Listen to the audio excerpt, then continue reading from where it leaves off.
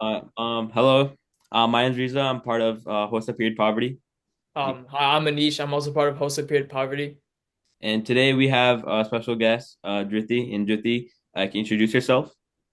Yeah, hi, I'm Dhrithi Padukone. I'm a current senior at Washtenaw International High School, and I'm the president of Project Period at Y-High, and I'm super excited to be here today.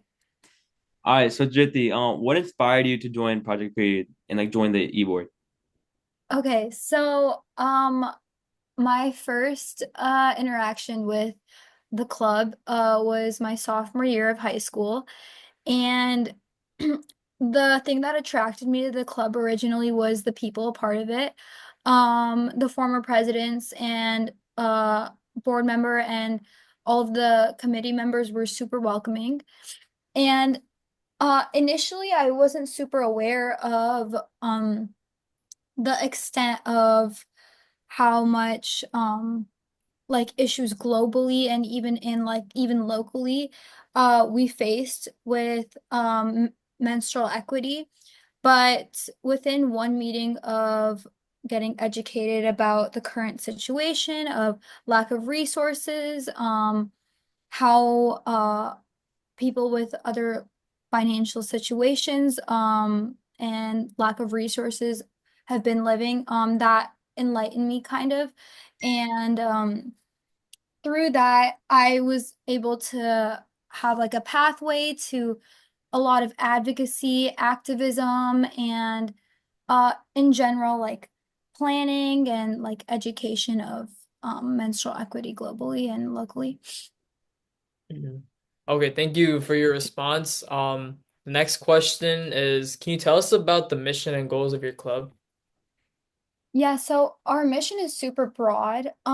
Right now we are focusing on um maximizing our extent within the realm of our high school. So we provide free menstrual products in each of the bathrooms. Just keeping that going and keeping that stabilized is like a huge part of what we're doing right now.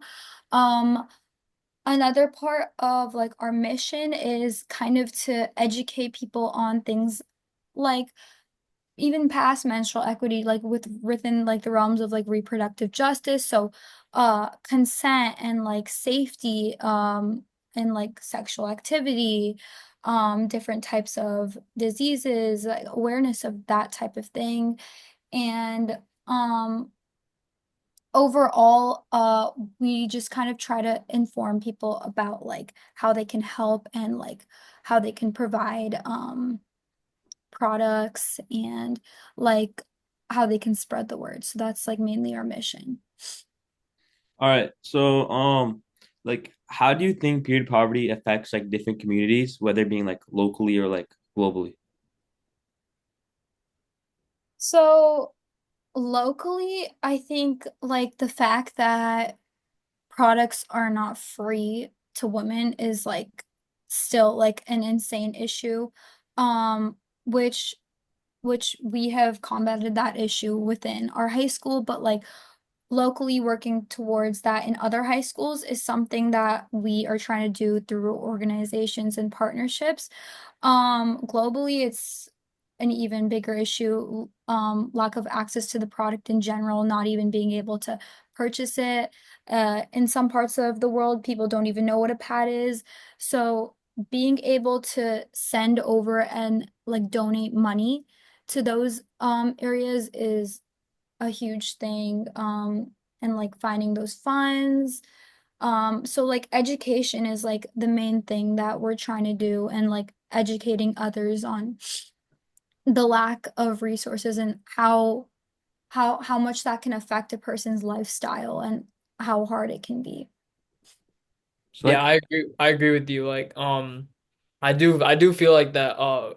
Then like, despite I mean, like this just solely just money. I feel like education is also pretty important too to kind of spread awareness. And the final question for this interview is like, what projects or events has your club organized to combat period poverty? So in the past, we've helped with the pink tax.